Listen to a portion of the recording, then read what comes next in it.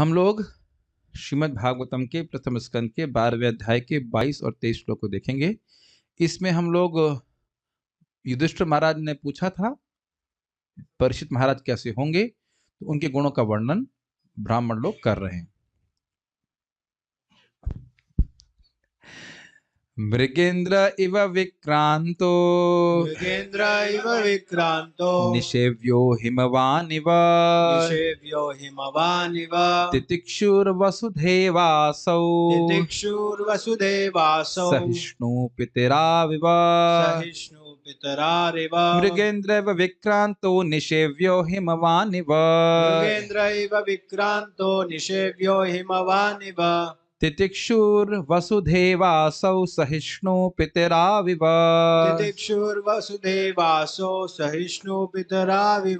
मृगेंद्र इव विक्रांतो निषेव्यो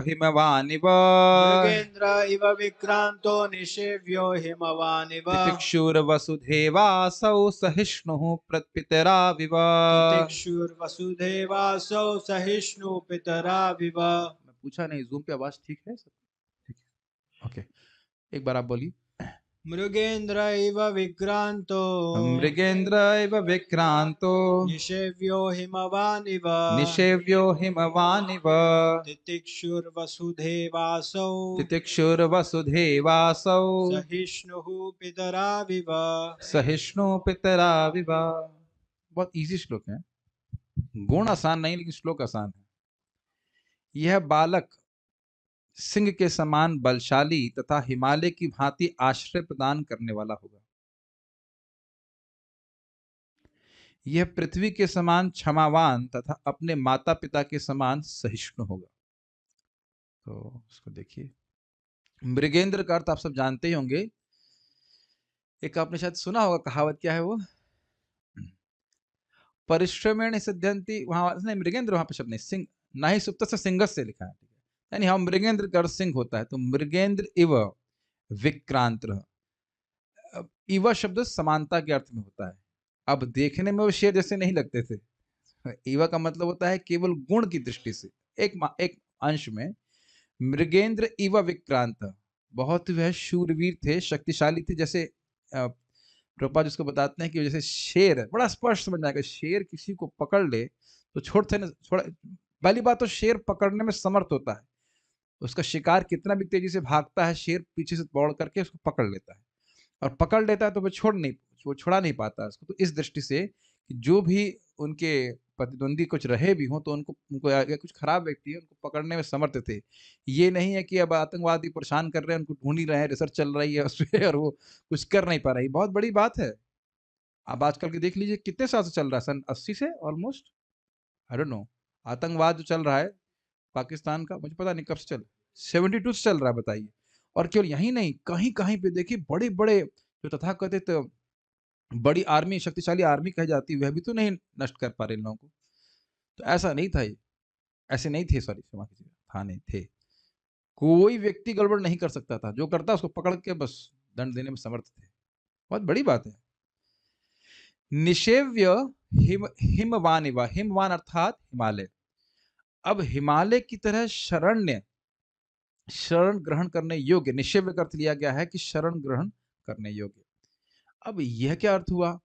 तो हिमालय में देखिए बहुत प्रकार के पशु पक्षी और अच्छे लोग, अन्य देवता, आप लोग का देवालय बोलते हैं क्या, देव, उत्तराखंड क्या बोलते हैं, देव भूमि बोलते हैं, हाँ। तो बहुत सारे देवता भी वहां रहते थे, और हम वहां भी सुन चुके हैं नारद जी के प्रसंग में कि वह उत्तर दिशा में गए थे, क्योंकि वहां पे हिमालय स्थान में देवता भी निवास करते हैं। तो देवताओं का भी आश्रय है इसमें। टीका में बोला गया है भूता नाम आश्रय है, सभी जीवों के आश्रय प्रदान करने वाले हैं, और देवा नाम आदि देवताओं को भी आश्रय प्रदान करने वाले हैं हिमालय। हिमालय में कौन से देवता रह रहे हैं? एक बड़े देवता शिव जी कैलाश पर्वत पे तो हैं ही, और अन्य लोग भी इस प्रकार से हैं विद्यमान।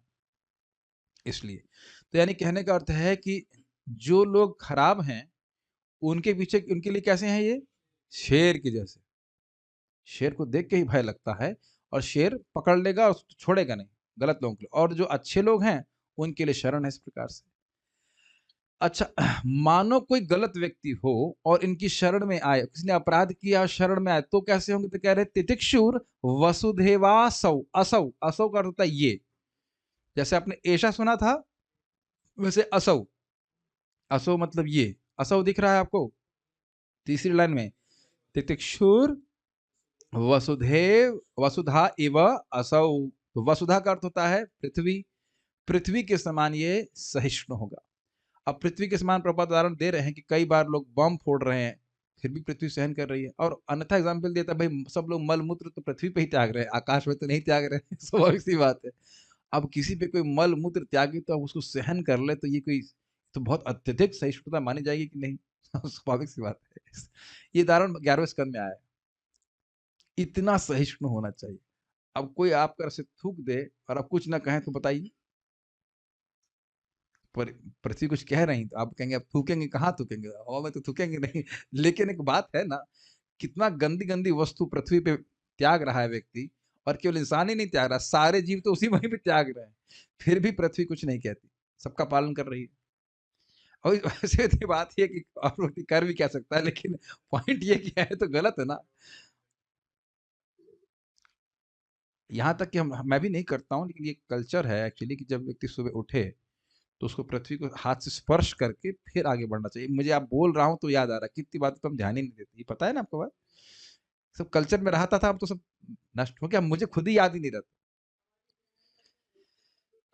पृथ्वी माता है ना, 7 माताओं में से एक माता है, तो आपका चरण धर रहा हूं मैं, तो इसलिए ऐसे पाँव करके, सॉरी हाथ से टच करके सर माथे से लगा के फिर आगे करता है। देखिए याद रहेगा तो कल से करेंगे, लेकिन याद नहीं रहता। लेकिन इस पे आचार्यों की टीका बड़ी सुंदर है।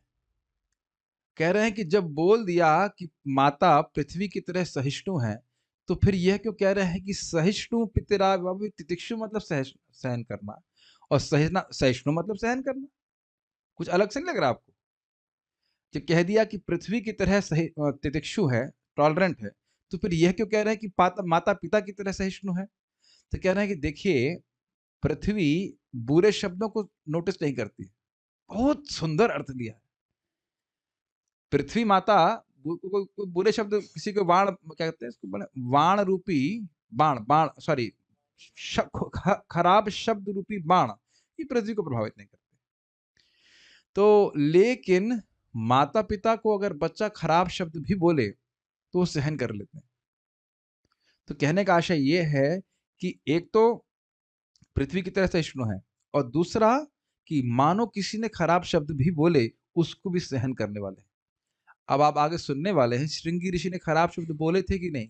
मर जाओ जाकर के, यही तो इन एसेंस यही तो बोला ना कि तक्षक जो है एक हफ्ते में आकर के इनको मार देगा, तो यही कहना कि ना मर जाओ जाकर के, भगवान करे तुम मर जाओ, या जब भी व्यवस्था किया, यही तो बोला ना। और क्या उनका सामर्थ्य नहीं था कि वापस शाप दे देते? और क्या उनका सामर्थ्य नहीं था कि तक्षक को काट देते? वो तलवार, अपनी तलवार से तक्षक को काट देते, क्या करता तक्षक? कुछ नहीं कर पाता। आप देख ही रहे हैं कि इतना शक्ति थी कि उसके सामने कोई ठहर नहीं सकता। तो तक्षक क्या है? कुछ भी नहीं है। लेकिन उस शाप को स्वीकार कर ली, कोई प्रतिकार नहीं। कुछ अलग सी बात समझ में आ रही है? यहाँ स्पेशली कहा जा रहा है सहिष्णु शब्द पितरा पितरा इव, अर्थात शब्द रूपी शब्द को सहना बड़ा कठिन होता है। आपने देखा होगा कि शरीर में कहीं कट जाता है तो ठीक हो जाता है, महीने 2 महीने में, या जो भी और कम समय में सही जाता है, भूल जाता है व्यक्ति। भूल जाता है कि नहीं? है कि नहीं? बचपन में कितनी चोटें लगी होंगी, टाँके आए होंगे, वो सब भूल जाता है व्यक्ति। हम भूल गए सब बात, लेकिन तेरी वो बात नहीं भूले। कर कहते, मुझे याद है 28 साल, 30 साल, 40 साल के बाद भी व्यक्ति दुश्मनी बना के रखता है वो एक शब्द से। तो आप समझ सकते हैं कि शब्द सहना और कठिन है। मुझे पता है बहुत डर लग रहा है आजकल। क्यों? कि सब देखो भक्त लोग जब तो कर रहे हैं, कहीं डांटने के नाते, और मेरे उद्देश्य यही रहता है कि भक्ति बढ़े। लेकिन अब लोग तो ना देखिए सामाजिक जीवन में जी रहे हैं, वो समझ नहीं पाते, कभी कभी बहुत बुरा मान जाते। और जब तो कर रहे हैं तो फिर भी मुझे कुछ बोलना पड़ता है, ये बड़ा मुझे लगता है। क्या क्या मैं उनको नेग्लेक्ट कर दूं या उनको करेक्ट करूं? वो बहुत दिक्कत है। आजकल प्रेम से बोलने से भी लोग बुरा मान जाते हैं, तुरंत बुरा मान जाते हैं। शब्द बहुत खतरनाक है, बहुत खतरनाक होता है। आप लोगों को डांट लेता हूँ क्योंकि अब समझ सामने देखा है, बिल्कुल मतलब बच्चे की तरह है, नए लोग जो ऑनलाइन जुड़ते हैं उनको डांटने में बहुत डर लगता है। मैं देख रहा हूँ बुरा मान जाते हैं। आप लोगों को ऐसे डांटने की जरूरत भी नहीं पड़ती, सिर्फ मजाक में कुछ कह दूंगा तो कुछ नहीं कहते। तब मैं देख रहा था शब्द बहुत, मतलब बहुत प्रभावशाली होते हैं। उल्टा अगर नहीं कुछ कहना चाहते हैं गलत, उल्टा समझ के लोग बुरा मान जाते हैं। आपने देखा ऐसा कभी? कहीं को आप कुछ बोलना चाहते हैं सही, वो कुछ और समझ रहे हैं, उसको उल्टा मान लेते हैं ऐसे कर। नहीं हाँ, बहुत शब्द बहुत, यही बात यहाँ पे आ रही तो मैं कुछ बोल दे रहा हूँ। चक्रवर्ती पास बात को बोलते हैं, वैष्णव निंदा इतना बड़ा अपराध क्या है? हमने तो कुछ किया तो नहीं। खाली निंदा ही तो करिए। उसको मारा थोड़ी ना है। एकदम ऐसे बोल, आचार्य लोग का स्टाइल बड़ा, भाई वैष्णव निंदा इतना बड़ा अपराध क्या है? क्या दिक्कत है? कुछ बोल ही तो दिया थोड़ा हमने नेगेटिव। यही बात वो बोलते हैं कि देखिए, किसी को हाथ से आप प्रहार करते हैं तो भी वो सह लेता है, लेकिन वाणी से आप कुछ बोल देते हैं तो उसको बहुत मर्म का, बहुत मर्म हत होता है, बहुत बहुत मर्म हत होता है। मुझे याद है, जब बोल रहा हूँ, मुझे अभी याद है, एक व्यक्ति थे, मुझसे कुछ गुस्सा थे, फोन किए, बोले आप ठीक हैं, सब हेल्थ वेल्थ ठीक है, ये वो थोड़ा बोला, उसका इंट्रोडक्शन दिया उन्हें, उसके बाद फिल्म जो सिखाई उन्हें, दाएं दाएं दाएं, क्या समझते हो अपने आप को, ये वो क्या हो गया? हमने कहा लड़ना तो पहले ही लड़ना शुरू कर देते। अरे बड़ा दुख लगता है, मैं बता रहा हूँ ना, ये मैं इसलिए बोल रहा हूँ क्योंकि ये बात इसलिए बोल रहे हैं कि जिन लोगों को आप मैनेजमेंट में रख, मैनेजमेंट वाले हैं, कहीं पे भी लीडरशिप हो, जिनके लिए आप तुम सच्चे दिल से कार्य करें, वही निंदा करेंगे। तब ये प्रपात तात्पर्य में लिख रहे हैं, बड़ा सुंदर तात्पर्य है। और मुझे याद है कि बहुत पहले हम लोग, मैं रिपेयर मेंटेनेंस से था, और हाथ धुलने की व्यवस्था बड़ी प्रेम से करी। एक दिन पानी नहीं था, तो भक्त मेरे बगल में ही जैसे मैं धुल रहा था प्लेट, यहाँ तो कभी पानी आता ही नहीं है। हमने कहा कल कहाँ से प्लेट धुली थी आपने? अरे एक दिन हो गया तो तुरंत लोग गाली देते हैं। है कि नहीं? और आप किसको छोड़ेंगे? भगवान श्री राम को नहीं छोड़ा गया? आपको पता है ना, वो धोबी अपनी, उसकी पत्नी थोड़ा गलत चरित्र की थी तो उसको निकाल दिया, कहते क्या समझते मैं राम हूँ, तो सीता की तरह तुमको तो स्वीकार कर लेगा, मैं इतना स्त्रीण नहीं हूं, ऐसे करके। और भगवान श्री राम के शब्द कान में वो शब्द गए थे। भगवान राम क्या करते? तलवार निकाल के मार देते, लेकिन सहन कर लिए। क्या ये इस, आप जानते हैं कथा, हम उधर नहीं बता रहे हैं। तो ये सब बातें हैं। तो सहिष्णु पितराय मतलब कुछ गलत शब्द भी किसी ने बोला है तो वो सहन करने वाले थे। और काफी इंटरेस्टिंग क्वालिटीज है कि नहीं? तितिक्षु में एक बात बताऊंगा, आगे जाके जब कली को दंड देने वाले थे तो कली उनकी शरण में आ गया, तो अब उसको नहीं मारे, अब नहीं मारे। तो ये एक अंतर समझ रहे हैं, भले उसने महान अपराध किया है, लेकिन शरण में आ गया तो फिर उसको नहीं मारे, छोड़ दी। बड़ा अच्छा है। अन्वय देखिए, असौ, असौ यहाँ पे आपने देख लिया था तीसरी लाइन में, असौ मतलब यह बालक मृगेंद्र एवं सिंह के समान विक्रांत, शक्तिशाली तथा हिमवान एवं निषेव्य, हिमालय के समान सभी जीवों के लिए शरण ग्रहण करने योग्य होगा। और यही बात उठाई गई थी शुरुआत में, तीसरे अध्याय में, जहां तक मुझे स्मरण आ रहा, हाँ तीसरे अध्याय में उठाया था, तीसरा नहीं, चौथे में उठाया था, हाँ चौथे में उठाया था बात कि भाई उनका शरीर तो दूसरों के कल्याण के लिए था, वो राज्य कर रहे थे, बहुत से लोग भक्ति कर रहे थे, सभी लोग भक्ति कर रहे थे, तो ऐसे शरीर को कैसे त्यागने के लिए वह प्रस्तुत हो गए हठात, वो भी एकदम से? चलो भाई, हम अपने अपने भोग के लिए नहीं जी रहे हैं, हम समझ रहे हैं आपकी बात, लेकिन वैष्णवों का जीवन तो दूसरों के उपकार के लिए होता है। ये आपको याद आ रहा है? प्रश्न बहुत पहले प्रश्न किया गया था ये। तो ऐसा जीवन समझ गए, यहाँ पे फिर वही गुण आ रहा है कि वह सबको शरण देने वाले थे। हिमालय में जितने भी रत्न हैं, जितने भी फल फूल इत्यादि हैं, वो किसके लिए? वहां के फल, वहां के पशुओं के लिए, पक्षियों के लिए, और वहां पे रहने वाले साधुजनों के लिए। तो इस प्रकार से अच्छे लोग हैं ना ये लोग, तो ये तो सभी के शैले शरण थे, इस प्रकार से बोल रहे हैं। वसुधा इव तितिक्षु एवं पृथ्वी के समान क्षमावान, व पितरौ इव सहिष्णु भविष्यति, माता पिता के समान सहिष्णु होगा। और ये भविष्यति शब्द आपको सब जगह लगाना पड़ेगा, या केवल अन्वय में एक बार लगाया है, आपको ऐसे बोलना पड़ेगा, असौ मृगेंद्र इव विक्रांत भविष्यति, हिमालय हिमवान इव निषेव्य भविष्यति, वसुधा इव तितिक्षु भविष्यति, पितरौ इव सहिष्णु भविष्यति। इसलिए रेड नीले में रखा गया है। एक बात मैं देख रहा हूं, पता नहीं आप लोग को ऐसे मेरे ख्याल से अच्छा लग रहा होगा, तभी तो आ ही रहे होंगे, कि सट करके चलना बहुत अच्छा लगता है। मैं शिला प्रभुपाद जी का एनओडी के लेक्चर सुन रहा हूँ, प्रभुपाद एकदम सट के चल रहे हैं बिल्कुल। उनका एक डिसाइपल, कौन मैं जान, शायद प्रद्युम्न प्रभु, मुझे नहीं जान रहा हूँ, एक पैराग्राफ पढ़ेंगे, दो लाइन पढ़ेंगे, प्रभुपाद समझाएंगे, फिर नेक्स्ट। वो बड़ा सुंदर शैली, मुझे तो बहुत अच्छी लग रही थी। फिर वो कुछ पढ़ते हैं, फिर समझाते हैं, फिर प्रभुपाद समझाते हैं, इसका अर्थ ये, इसका अर्थ ये, ऐसे करके तो चीजें बड़ी स्पष्ट होती चली जाती है। लाइक इसे कहते हैं glossing. Glossing, you understand? Gloss करना, जैसे मैंने सारार्थ दर्शनी को येलो किया हुआ है, तो यही तरीका आचार्यगण करते हैं। वो कुछ एक लिया, उसको उसको ग्लॉस करते चले जाते हैं, इधर ध्यान दो, अच्छा इधर ध्यान दो, ऐसे करके बड़ा रुचिकर लगता है। मुझे लगता है कि शायद ये ठीक लगता होगा। यद्यपि पृथ्वी सब कुछ सहन करती है, ये सारा दर्शनी है, परंतु दूसरों के वाणी के बाण की ज्वाला का अनुभव नहीं करती है। इसको प्रभुपाद बहुत अच्छे से समझाएंगे। परंतु यह उसका भी अनुभव करके प्रतिकार नहीं करेगा, इसलिए कह रहे हैं। और इसको माता पिता के दृष्टांत से कह रहे हैं। समझ में आया? माता पिता बच्चे के अन्य अपराध तो नहीं कह सकते, गलतियों को क्षमा करते। भाई जैसे बच्चा है, उसने पॉटी कर दिया या मलमूत्र त्याग दिया गोदी में, अब इसको तो माता पिता कुछ नहीं गिनते हैं, है कि नहीं? सहन करते हैं कि नहीं? तो ये आप रिलेट कर पा रहे हैं पृथ्वी से। लेकिन बच्चा थोड़ा बड़ा हो गया, थोड़ा सा मतलब से बुद्धिमान हो गया, तब वह अच्छे अच्छे शब्द को प्रयोग करता है माता पिता के लिए। तो उसको भी सहन कर लेते हैं कि ना माता पिता? माता पिता को बुरा बोलने से पहले सोच लेना चाहिए कि कितना उपकार है उनको। अब ये नहीं है कि वो कहें कि भक्ति मत करो, तो हाँ प्रभु जी ने तो बोला था कि माता पिता को बुरा नहीं, अब तो बुरा कहो मत, लेकिन ये नहीं कि उनकी आज्ञा मानो। व्हाट डू वांट टू से? भाई प्रहलाद महाराज अच्छे बच्चे हैं कि नहीं? हिरण्यकश्यप को प्रणाम करते थे कि नहीं? दंडवत प्रणाम करते थे, सुनते एक भी बात नहीं थी, और बड़े सम्मान से बोलते थे, हे दैत्यराज या whatever, क्या बोलते थे?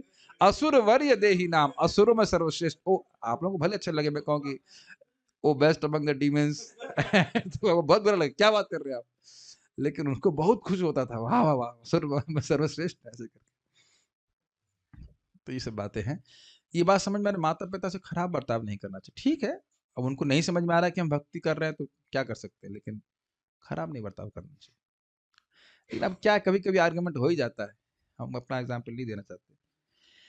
लेकिन फिर मैंने देखा जब लोग नहीं समझ रहे होते तो दूर रहना अच्छा होता है, नहीं समझ रहे तो दूर ही रह लेंगे, ठीक है। बाद में समझ में आता है धीरे धीरे सबको, लेकिन शुरुआत में काफी शॉकिंग होता है। तात्पर्य, फिर भी जो कुछ भी हो, मानव शरीर तो मिला ही है ना। आज एक भक्त, हर दिन कुछ ना कुछ लोग भक्ति मुझे नहीं बोले कि भगवान मुझे कुछ दे नहीं रहे। हमने कहा ये मानव शरीर नहीं दिया आपको, जिसके द्वारा आपको भक्ति करके भगवान की प्राप्ति हो जाए, फिर भी आप कह रहे हो भगवान कुछ नहीं दे रहे। फिर वो दिक्कत ये थी, वो कंफ्यूज थे कि उनको पता नहीं था भगवान है कौन। कहते मैं गणेश भगवान की पूजा करती हूँ ताकि शिव भगवान की हमने कहा आपको ये नए थे, वो पता नहीं होगा। तो भगवान को हमने कहा भगवान एकमात्र भगवान श्री कृष्ण है, बाकी सब देवी देवता है, आप भगवान की पूजा कीजिए। लेकिन भगवान ने कितना बड़ा उपकार किया है मानव जीवन दे करके, और उसमें भी भक्तों का संग दे करके। लेकिन प्रतिदिन इस बात को आपको याद जरूर करना चाहिए, बहुत इंपॉर्टेंट बात है। और कुछ तो भगवान हम पर कृपा भी की है कि कुछ भागवत पढ़ने की, कुछ जप करने की हमको प्रेरणा दे रहे हैं। इतने, इससे बड़ा उपकार और क्या करें बताइए? तात्पर्य, जब कोई अपने शत्रु का पीछा करने में अत्यंत प्रबल होता है तो उसकी तुलना सिंह से की जाती है, ठीक है। तो प्रभुपाद समझा रहे हैं कि इनकी तुलना क्यों कर रहे थे। मनुष्य को घर में मेमना बने रहना चाहिए, दैट्स क्वाइट इंटरेस्टिंग, किंतु शत्रु का पीछा करते समय उसे सिंह होना चाहिए। सिंह कभी पशु को पकड़ने में असफल नहीं होता, इसी प्रकार राज्य के प्रमुख को शत्रु का पीछा करने में कभी असफल नहीं होना चाहिए। तो देख लीजिए यहाँ पे एक फोटो रखी है, एक सिंह, सॉरी सिंह, सिंह है कि बाघ है? सिंह लग रहा है, हाँ, सिंह जेबरा के पीछे भाग रहा है। तो ये संभव नहीं कि वो जब बच सके इस प्रकार से। एक बात यहाँ पे मुझे याद आ रही है, परम पूज्य गौर गोविंद महाराज की, समझता हूँ ना, प्रभुपाद जी की समझ में स्टेटमेंट ये था कि प्रभुपाद जी की प्रचार करना चाहिए एकदम शेर की तरह, और वैष्णव समाज में रहना चाहिए एकदम मेमने की तरह। One should be lamb before devotees and lion before non devotees. इसी को प्रभुपाद, ये है ना, गौर को परम पूज्य गौर गोविंद महाराज के भी घटित होता था, मैंने सुना था कि भक्तों से जब लेक्चर देंगे तो एकदम लग रहा सिंह की तरह, हाँ सेंस ग्रेटिफिकेशन प्रेम जी, हाँ यू वांट सेंस ग्रेटिफिकेशन, हाँ यू वांट सेंस ग्रेटिफिकेशन, ऐसा डांट लगाएंगे। और बताइए नाम ले ले करके डरते थे। रिकॉर्डिंग में जो भी देखेगा ये प्रेम जी कौन है? है ना? प्रेम जी को बहुत डांट लगाते, बहुत डांट लगाते। यू आर, अब हम बोल नहीं सकते, महाराज तो बहुत ज्यादा बोलते थे, एकदम कठोर। लेकिन मैंने सुना है, मैं तो महाराज हम लोग को संग नहीं बोलते, भक्तों के बीच में एकदम मतलब तृणा, मतलब बिल्कुल ही सॉफ्ट, अत्यंत सॉफ्ट। परम पूज्य प्रबोधानंद महाराज को खिचड़ी भी वही उनके हाथ से प्राप्त हुई, परम पूज्य गौर गोविंद महाराज के हाथ। बहुत अच्छी बात। बड़ा हम लोग बैलेंस नहीं कर पाते ना, लेकिन एक्चुअली क्या है, जब प्रचार करते हैं, फिलोसफी कुछ बोल रहे हैं, सिद्धांत बोल रहे हैं, तो जरूरी है कि काटा जाए। वो आसक्तियां कटती हैं तो खराब लगता है, लेकिन वो एक स्कैपल बोलते हैं, स्कैपल नहीं नहीं, जो डॉक्टर डॉक्टर का वो जो स्केल पेन नहीं बोलते हैं, जो डॉक्टर का वो होता है जैसे ऑपरेशन करते हैं चक्कू, स्कैपल बोलते हैं, हाँ, स्कैपल बोलते हैं।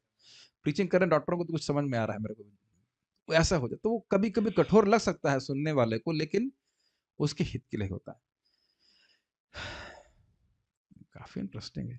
और हम लोग ये देख सकते हैं कैसे आप देखना पृथु महाराज के केस में, पृथु महाराज भी इस प्रकार से एकदम शक्तिशाली, और जब 4 कुमार उनके सामने आते हैं, एकदम अत्यंत नम्रता से उनको वह रिसीव करते हैं, चरण धोना इत्यादि इत्यादि इत्यादि, तो बड़ा सुंदर है। अब प्राय व्यक्ति उल्टा करता है, भक्तों के सामने शेर हो जाता है, बब्बर शेर खा जाएंगे, प्रसाद भी खा जाएंगे, तुमको भी खा जाएंगे कि नहीं, चली भी नहीं देता ऐसे करके। और बाहर कुछ कोई व्यक्ति आ गया तो एकदम मेमना बन जाएगा। इसमें स्पेशली सिद्धांत के बारे में बोलना, चुप चुप सुन क्या जाने, ऐसे नहीं। देखिए एक बात है, सिद्धांत में कोई गड़बड़ बोले, झगड़ा नहीं करना होता है, लेकिन उसको काट के जरूर आना होता है। Offence is the best defence, ठीक है, तो ये होना होता है। असफल नहीं, हमारा कोई शत्रु नहीं है, लेकिन कोई सिद्धांत गलत बोलते भगवान कृष्ण के विरुद्ध या गुरु के विरुद्ध, तो फिर उसको वहां पे शांत करना ही चाहिए। और फिर नहीं, अगर नहीं कर पा रहे तो मेमने की तरह भाग के आ जाइए, क्या कर क्या कर सकते हैं, लेकिन ठीक है। एक्चुअली बुद्धि के द्वारा ही बहुत हराया जा सकता है, लोगों के पास कुछ है ही नहीं दम, कुछ है ही नहीं फिलोसफी, कोई कुछ कुछ फिलोसफी नहीं है।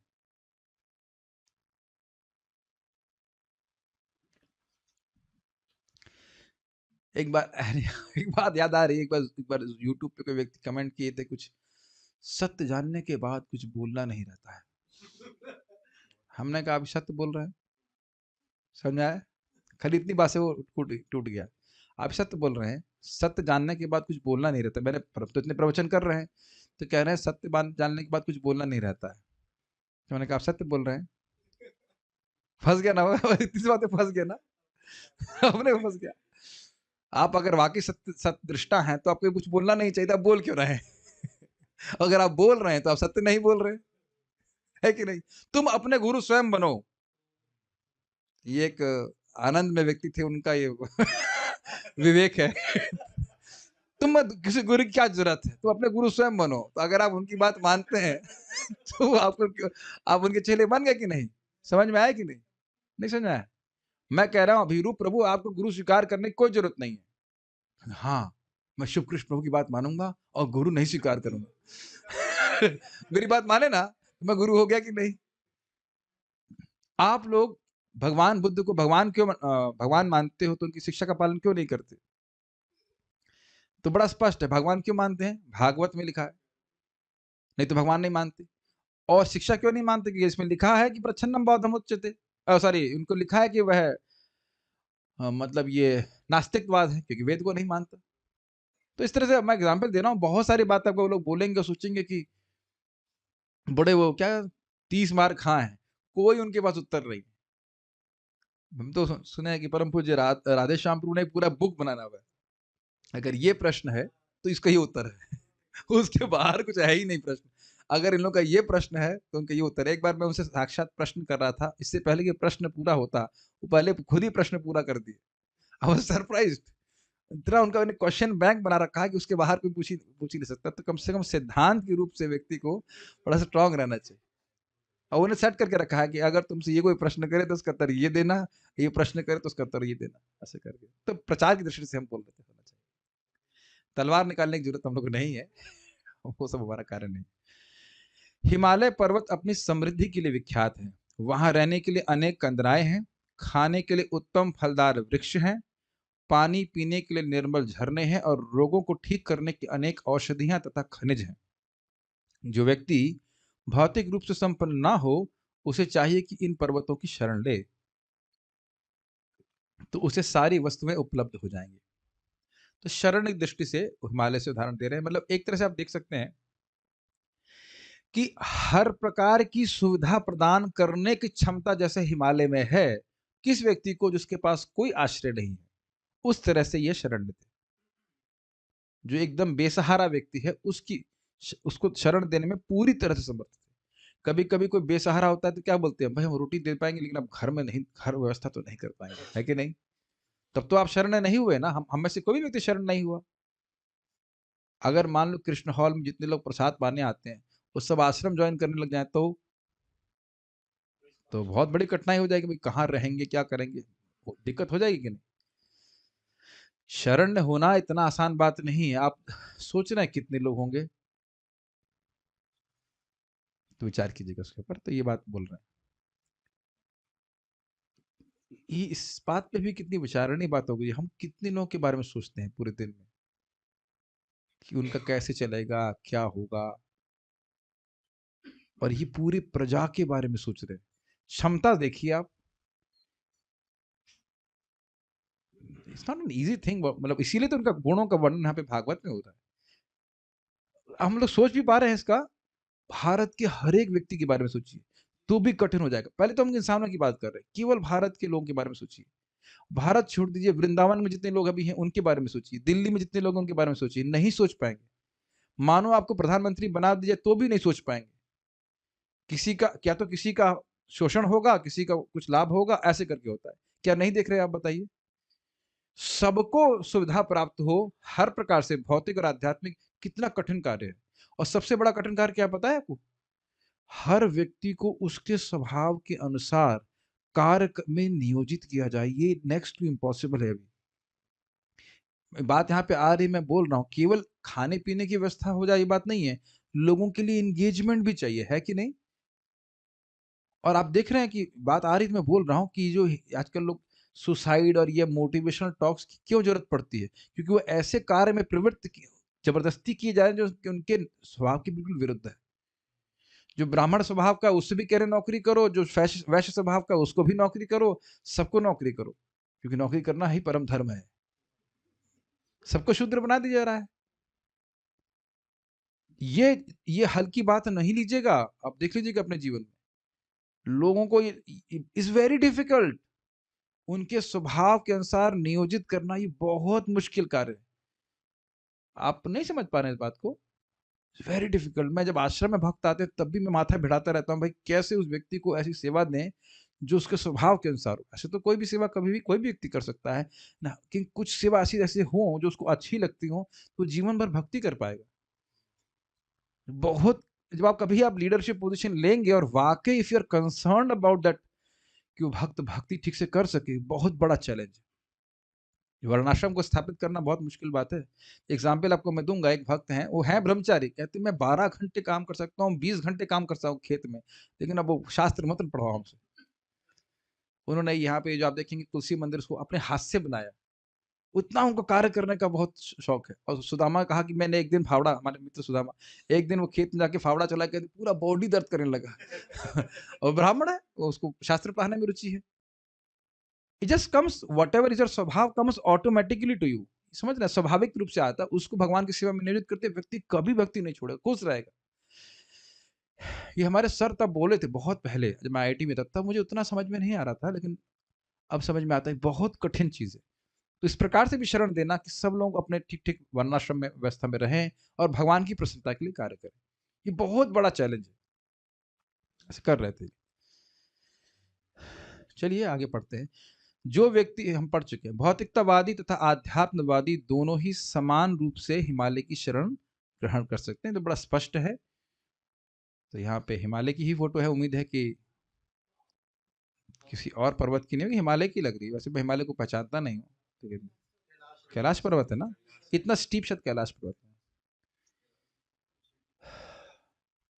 महाराज परम पूज्य सच्चिदानंद महाराज की एक डायरी मैंने बहुत पढ़ी थी बहुत अच्छी। उसमें वो मानसरोवर यात्रा का वर्णन करते हैं। आपने पढ़ा है वो उनकी मानसरोवर की यात्रा? बड़ी सुंदर थी, बड़ा अच्छा उन्होंने वर्णन किया। पता नहीं कहाँ गुम हो गई, बहुत अच्छा था। ये स्थान बहुत सुंदर है। आप मानसरोवर के खाली चित्र देखें गूगल के ऊपर भी, तो भी आपको मन बड़ा प्रसन्न हो जाएगा।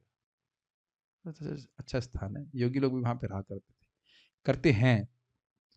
भागवत भी तो वहीं पे लिखी गई व्यासदेव जी के द्वारा। पृथ्वी के निवासियों द्वारा पृथ्वी पर अनेक उत्पात मचाए जाते हैं।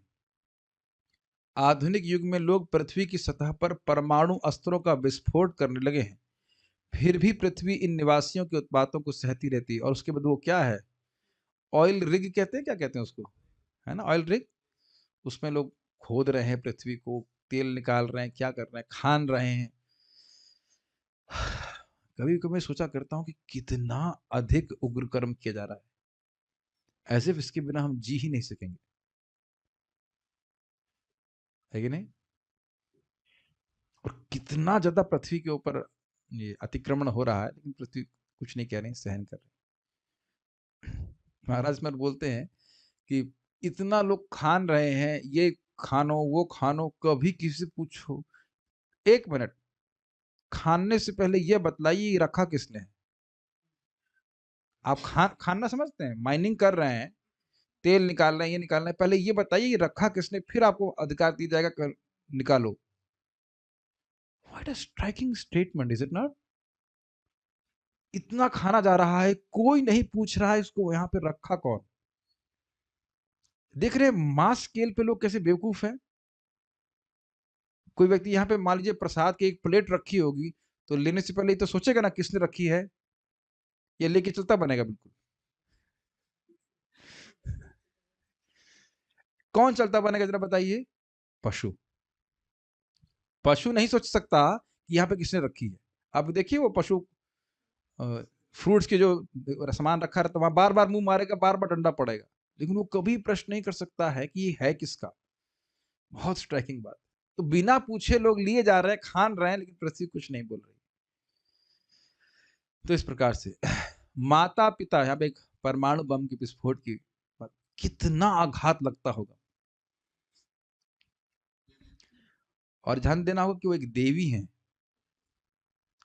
माता पिता बच्चों की समस्त प्रकार की शैतानियों को सहते रहते हैं, तो इसमें तो हाथ खड़ा करने की जरूरत है नहीं। जिस प्रकार एक माता छोटे बच्चे को क्षमा करती है, तो इस प्रकार से राजा क्षमा करते थे। आदर्श राजा में सारे उत्तम गुण होने चाहिए, और बालक परीक्षित में इन सारे गुणों से परिपूर्ण होने की भविष्यवाणी की जा रही है। एक हमसे दिक्कत ये हो गई कि इस फाइल को ऊपर नीचे हो गया, ये कठिनाई हो गई। ऐसा होना तो नहीं चाहिए था, लेकिन होने को क्या है, होने को यही मंजूर था। So just second, just take me second.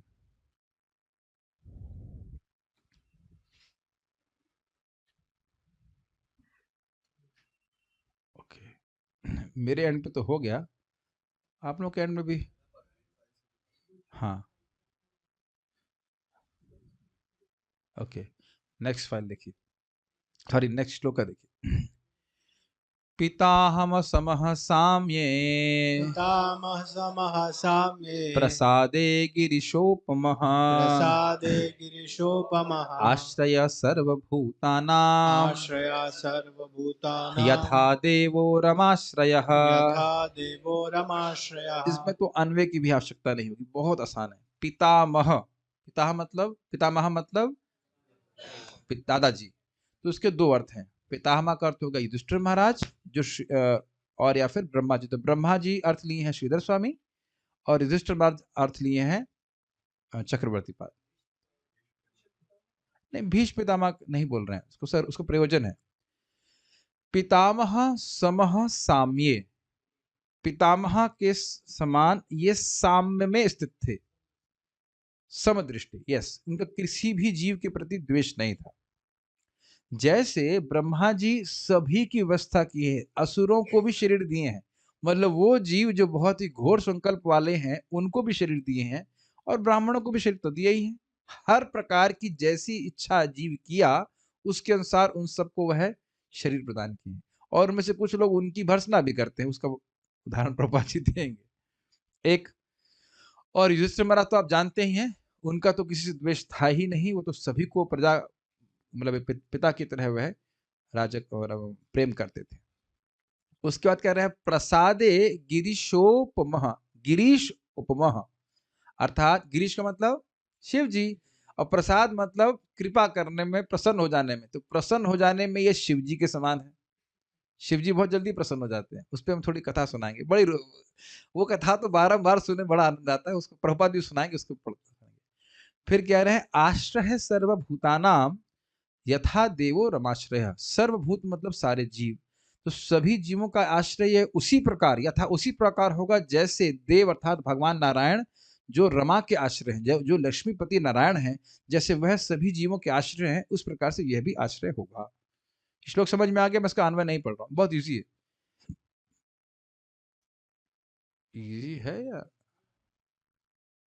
बहुत तेज चला गया? मैं समझ में आ रहा है? पितामह दिख रहा है आपको? पितामह प्लस समह प्लस साम्य।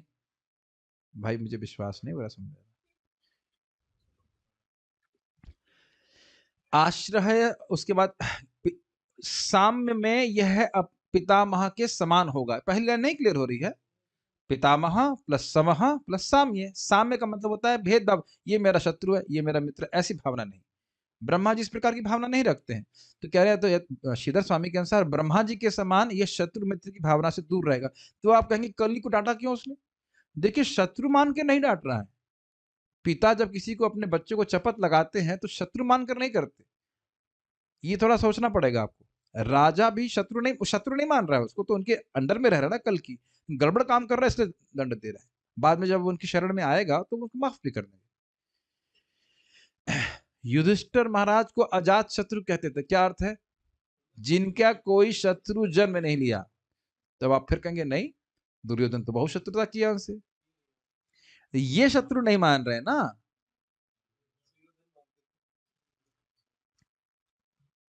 अब हम लोग भी समझना कठिन होगा, भाई जो हमारा शत्रु है उसको शत्रु क्यों नहीं मानेंगे?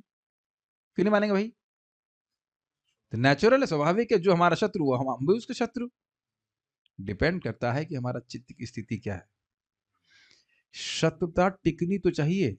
जो हृदय में लगातार भगवान ही विद्यमान है, वहां माया का ये प्रभाव राग और द्वेषिक आएगा ही कैसे, बताइए? आप सुन चुके हैं कि भक्त तो यही मानता है कि मेरा ही कुछ गलत कर्म है जिसकी वजह से वो मेरे प्रति शत्रुता कर रहा है। हम लोग भक्त हुए नहीं है, हम लोग एटलीस्ट गुणों की चर्चा कर सकते हैं। और ये बात सत्य है। युधिष्ठिर महाराज पे तो घटित नहीं होगी क्योंकि उनका कोई कर्म का हिसाब किताब नहीं है। ये बात सत्य है कि हम किसी को परेशान किए हैं तो वो वापस आ रहा है। प्रभुपाद समझा रहे थे कूटस्थ का मतलब क्या होता है। पाप में कूटम बीजम आता है, तो कहते हैं कूट का मतलब ये है कि आज काम कर रहे हो, अभी रिजल्ट नहीं आ रहा, लेकिन आगे आएगा। और तब हम क्वेश्चन करेंगे वाई मी। उत्तर होगा why not you. Why not you? अगर कोई दिखा दे भाई तुमने ये किया था, इसकी वजह से ये भोग रहे हो, अच्छा अच्छा ठीक है। अब इतना तो कोई बताया नहीं जाता है, लेकिन जो भी दुख आ रहा है वो हमारे पहले किए गए कुछ गलत कर्म की वजह से। तो हम बात यहाँ पे इधर आ गई थी, खाली कहने का अर्थ था कि वो शत्रु किसी को नहीं मानते थे बस, और सबको समान रूप से सुविधा प्रदान कर रहे थे बड़े अफेक्शन के साथ। तो ब्रह्मा जी और युधिष्ठिर महाराज से तुलना की जा रही है। अब भीष्म पितामह से क्यों नहीं कर रहे? भीष्म पितामह से नहीं कर रहे क्योंकि आचार्यों ने नहीं बोला है, सिंपल। प्रसादे गिरीशोपमः समझ में आ रहा है? शिव जी की तरह बड़ी आसानी से प्रसन्न हो जाते थे। फिर भी आप देखेंगे कि आगे जाके देखेंगे कली ने उनसे क्षमा मांगी, तुरंत प्रसन्न हो गए। ठीक है, कोई बात नहीं, माफ कर दिया। और आश्रय है सर्वभूता नाम समझ में आ रहा है? सभी जीवों के वो आश्रय थे, जैसे भगवान नारायण सभी जीवों के आश्रय हैं।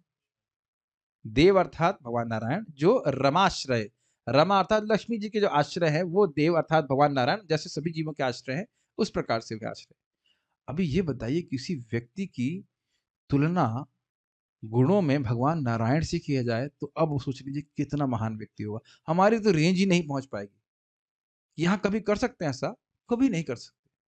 और कर कौन रहा है? महान विद्वान ब्राह्मण किसके सामने कर रहे हैं? युधिष्ठिर महाराज के सामने। एक एक गुण एकदम सटीक बैठता है। ये लोग कुछ अपने ऐसे नहीं बोलते अरे हमने बोला था उसमें जरा करेक्शन कर दीजिएगा, ऐसा होता नहीं है। They don't need any editing for what they speaking. ये सब मुक्त पुरुष हैं और ये गुणों को देख रहे हैं। ऐसी किसी की जन्म पत्री आपने पढ़ी है? ऐसी किसी की जन्म पत्री नहीं हो सकती। ये ध्यान दीजिएगा कि युधिष्ठिर महाराज को खाली मस्का लगाने के लिए, मक्खन लगाने के लिए नहीं बोल रहा हूं। मुझे लग रहा है अभी भी समझ में नहीं आ रहा। अन्वय देखिए, एषः यह बालक साम्य मन की समता में पितामह अपने पितामह युधिष्ठिर या ब्रह्मा समह के तुल्य होगा। प्रसादे और दान या कृपालुता में गिरीशोपमः शिवजी के समान होगा। रमाश्रय यह देवी लक्ष्मी के भी आश्रय देवो भगवान नारायण के यथास अर्थात समान सर्वभूतानाम आश्रय सबों को आश्रय देने वाला भविष्यति होगा। सबसे जोड़ दीजिएगा, होगा। अब तो समझ में आ गया। गुड, धन्यवाद। यह बालक मन की समता में अपने पितामह युधिष्ठिर या फिर ब्रह्मा के समान होगा। या फिर कहने का आशय है कि दो आचार्यों ने अलग अलग बात दी, इसलिए दानशीलता में यह कैलाशपति शिव के समान होगा। ये इंटरेस्टिंग है। यह देवी लक्ष्मी के भी आश्रय भगवान नारायण के समान सबों को आश्रय देने वाला होगा। सारार्थ दर्शनी 1.12.23। पितामह युधिष्ठिर हैं, चक्रवर्ती बात कह रहे हैं, साम्य अर्थात इनमें सबके प्रति द्वेष का अभाव है, किसी से द्वेष नहीं करते। Raise your hand if you don't envy anyone.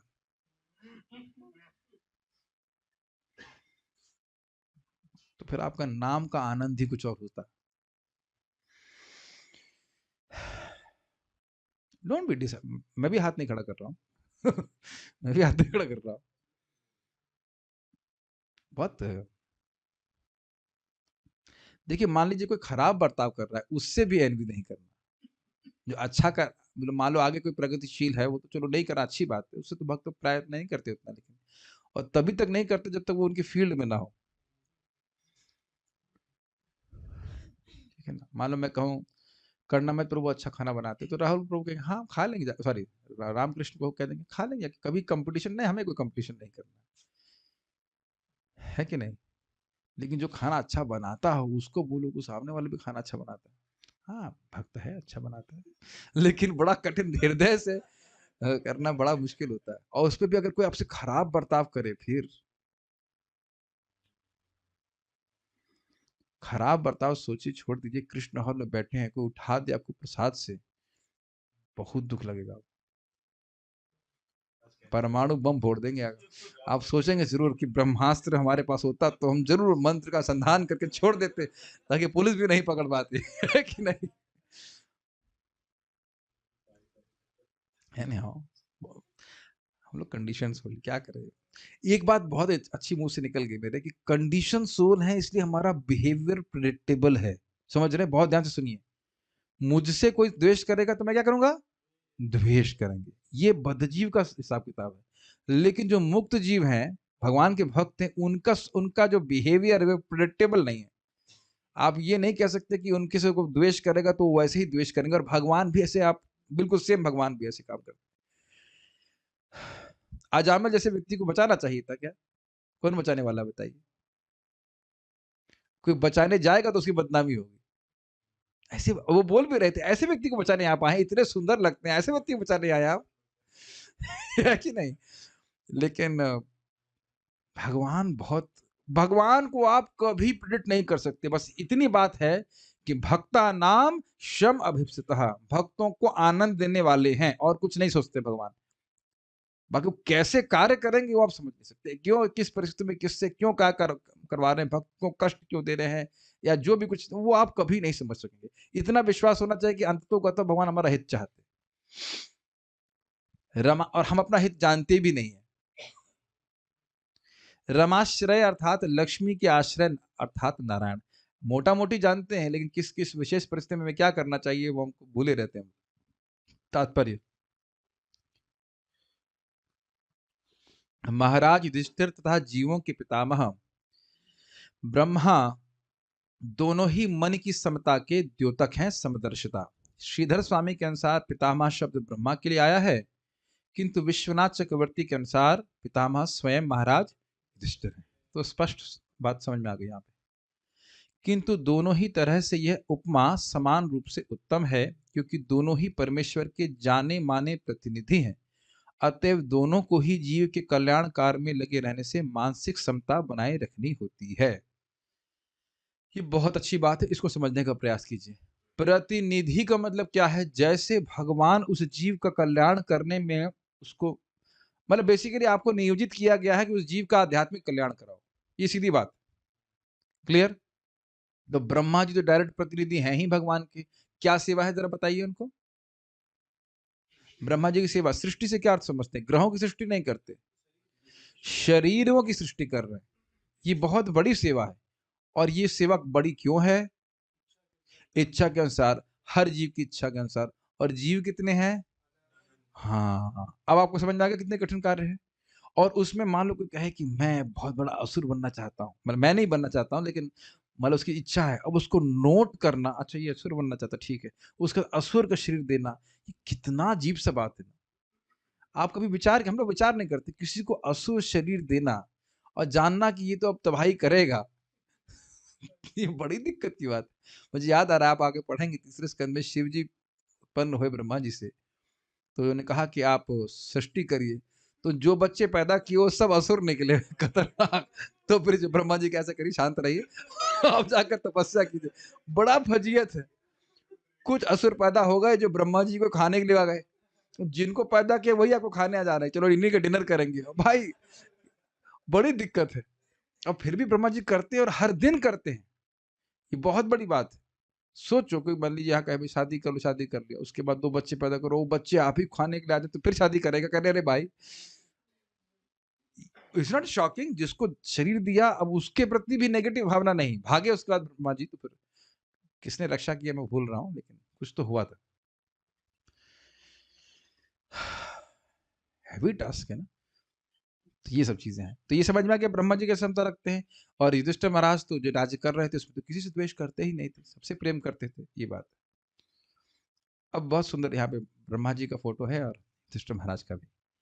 शासन के किसी भी सर्वोच्च जिम्मेदार कार्यकारी व्यक्ति को उन्हीं सबों के घात सहने पड़ते हैं। ध्यान से सुनिएगा, बड़ा सुंदर तात्पर्य है। जिनके लिए वह कार्य करता है। That's amazing. कभी कभी सोचेगा व्यक्ति, भाई ये टेम्पल प्रेसिडेंट बन जाता तो बड़ा जीवन सुख से हमारा कट जाता।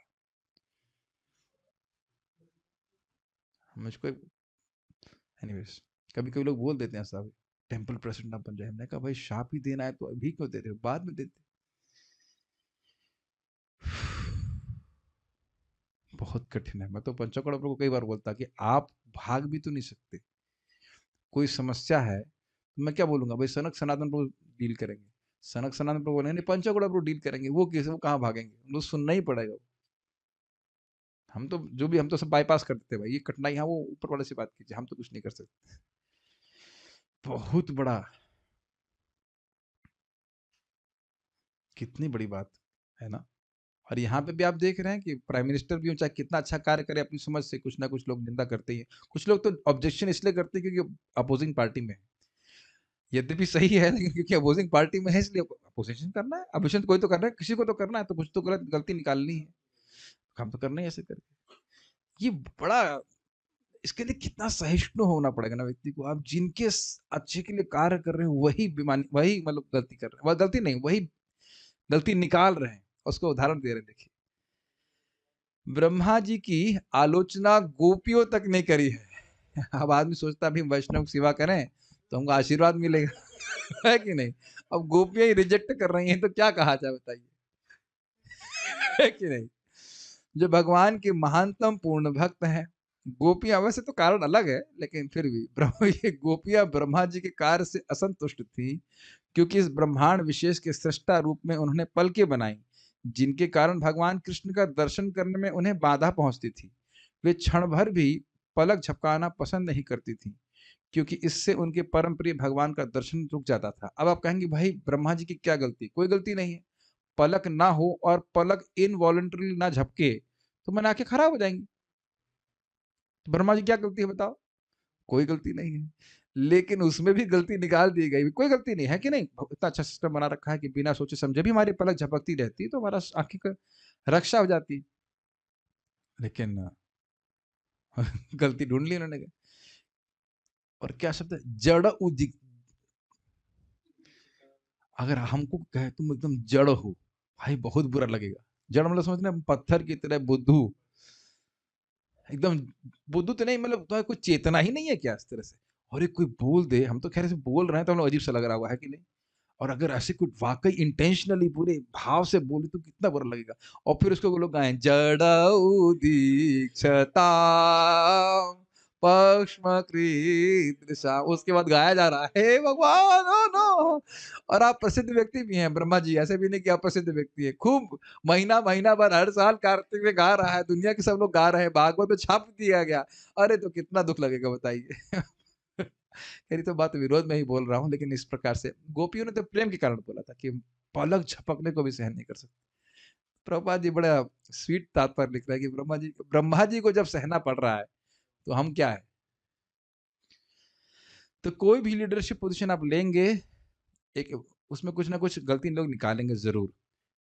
कुछ लीडरशिप छोड़ दीजिए, कुछ भी करेंगे गलती निकालेंगे, हलवा भी बनाएंगे तो भी गलती निकालेंगे।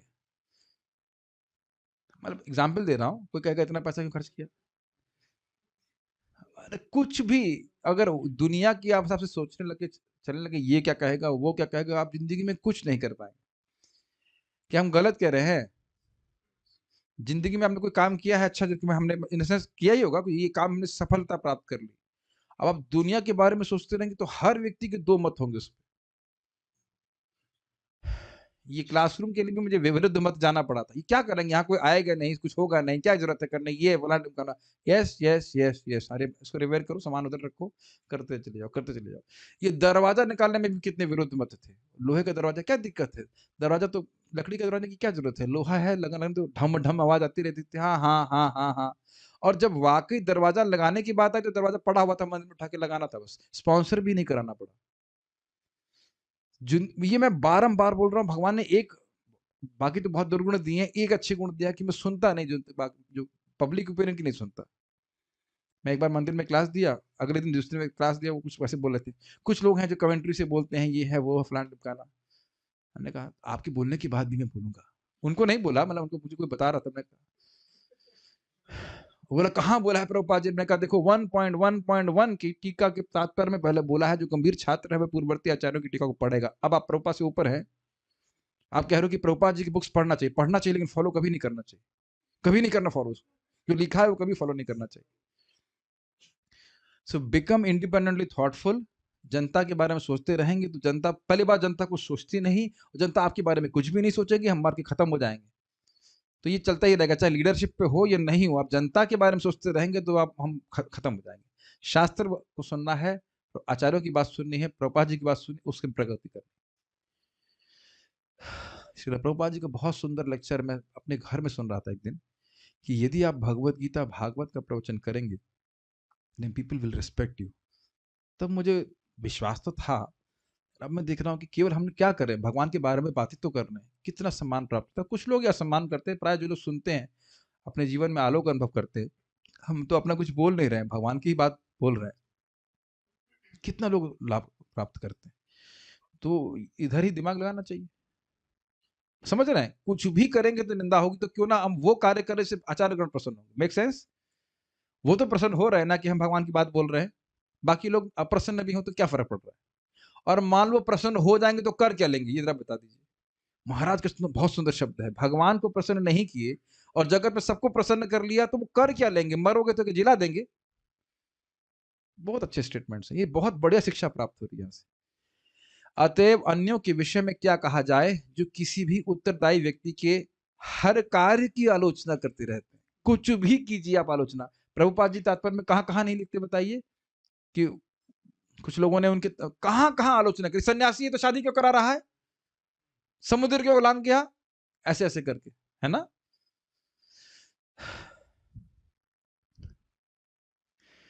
इसी प्रकार एक छोटी सी कथा प्रभुपाद जी की कथा और सुनाएंगे, बहुत सारी बातें आ जाएंगी। इसी प्रकार महाराज युधिष्ठिर को अपने शत्रुओं द्वारा उत्पन्न की गई अनेक विषम परिस्थितियों का सामना करते रहना होता था, किंतु सभी नाजुक परिस्थितियों में भी वे मानसिक संतुलन पूर्ण रूपेण बनाए रहे।